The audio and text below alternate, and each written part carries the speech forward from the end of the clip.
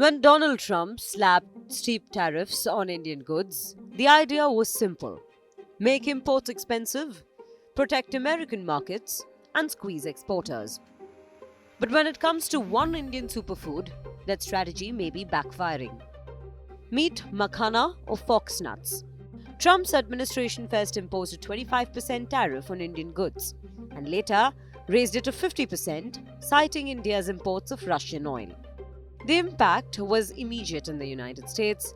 Prices of everyday Indian staples shot up, including fox nuts, a favorite healthy snack among the Indian diaspora. In the United States, a small pack of makhana that once cost $2 now costs nearly $4. Exporters saw sales to America drop by as much as 40%. But here's the twist. Instead of collapsing, India's foxnut industry is quietly pivoting and winning.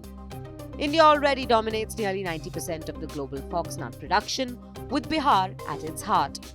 Around 1.5 lakh farmers depend on it for their livelihoods. And while the US has traditionally absorbed half of India's foxnut exports, producers are now eyeing new markets: Spain, South Africa, Germany, China, and West Asia. Driven by health awareness and the Indian diaspora, demand for makhana is spreading beyond America. Exporters say the superfood market overseas was always limited and undermarketed. Trump's tariffs simply forced India to look elsewhere. At home, the story is even stronger. Since the COVID-19 pandemic, domestic demand for makhana has been doubling almost every year. Once a traditional snack pushed aside by processed foods, fox nuts are now back on the supermarket shelves, roasted, flavored, and marketed as a clean, high-protein alternative. Entrepreneurs are cashing in. Farmers are switching crops because returns are higher.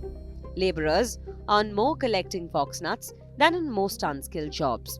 And farmers today earn more than 5 times what they did just over a decade ago. The Indian government has stepped in too, announcing a dedicated makhana board to strengthen the value chain, improve quality, and boost exports. Even Prime Minister Narendra Modi had publicly pitched makhana as India's next global superfood. So while Trump's tariffs may have dented exports to the US in the short term, they've also accelerated something bigger: diversification. India is no longer dependent on a single market. Makhana is finding new consumers, new countries, and new confidence. And in the long run, that may be the real takeaway. Trade barriers can slow demand, but they cannot stop a product whose time has come. With Jyoti Shukla, Bureau Report, India Today Global.